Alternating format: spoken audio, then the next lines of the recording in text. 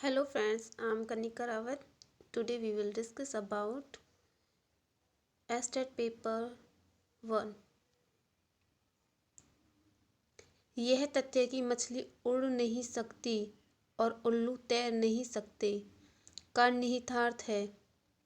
Option 1 उपयुक्त पुनर्वलन की कमी, उनके अनुभव की कमी, उनके जीवों की सुस्ती, अधिगम पर जैविक समस्याओं का प्रभाव। सेकेंड वन इज प्राथमिक पुनर्वलन के रूप में उपयोग हो सकते हैं प्रशंसा, एक बिस्किट, बहुत कुछ कहना, इनमें से कोई नहीं। थर्ड नंबर इज व्योगास्की के अनुसार एक बच्चा जिन कार्यों को अपने से दक्ष व्यक्ति की सहायता से पूरा कर सकता है उसकी ऊपरी सीमा कहलाती है। फोर्थ क्वेश्चन इज वर्ग समूहन की योग्यता का विकास होता है।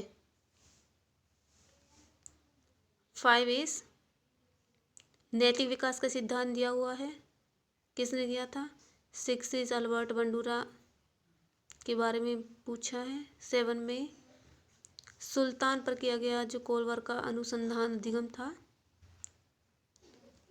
एंड 8 इज दृष्टि से हटने के बाद मस्तिष्क से हट जाना, ये कौन सी इसकी डेफिनेशन है, इसके बारे में पूछा है। और 9 में पूछा है कि किसका जो अध्ययन है वो मनोविज्ञान एवं शिक्षण शास्त्र के प्रतिच्छेद बिंदु पर स्थित है। और ब्रूनर के बारे में पूछा है इसमें।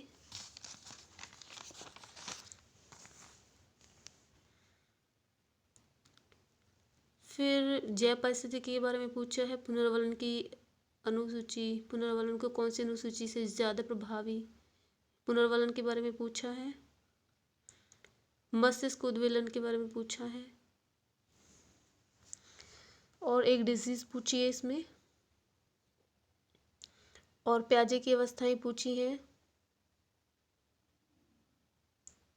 और जो स्थानांतरण होता ट्रांसफर ऑफ लर्निंग, इसके बारे में पूछा गया है।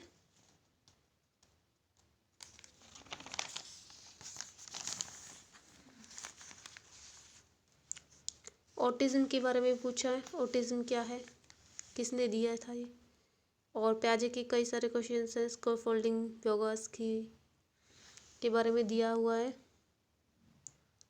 फिर इसके बारे में पूछा है कि जो सेल्डन है उसने जो व्यक्तित्व के बारे में दिया था उसमें कौन सा है कौन सा नहीं है। फिर शिशुओं के मस्तिष्क को खाली स्लेट किसने कहा था, ये जॉन लॉक के बारे में पूछा गया है। और शेपिंग की संकल्पना किसने दी थी, इसके बारे में पूछा गया है।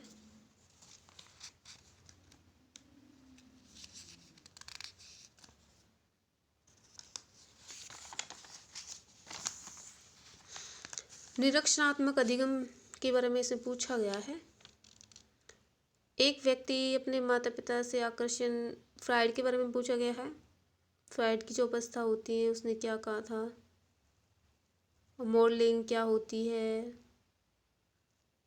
स्वलीनता शिक्षण की कौन सी विधि है।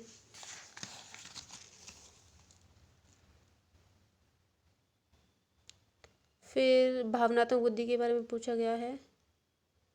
और संकल्पनाओं के बारे में पूछा गया है। व्यक्तित्व मापन के बारे में पूछा गया है। फिर से फ्राइड की जो अवस्था है उनके बारे में पूछा गया है। फिर उसके बारे में हिंदी में क्या था, हिंदी में अंडरलाइन करके शब्दों को पूछा गया है क्वेश्चन नंबर 1 में। और जो हमारा सेकंड है उसमें अनुपम शब्द में कौन सा जो उपसर्ग है, उपसर्ग कई सारे आए हैं इस पेपर में।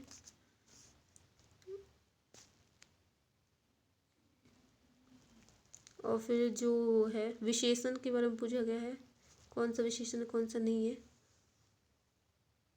फिर समास पूछा गया, एक समास पूछा है, भावात्मक संज्ञा पूछी है, भाववाचक संज्ञा सॉरी। फिर बहुवचन के बारे में पूछा है, कौन सा बहुवचन है कौन सा नहीं है।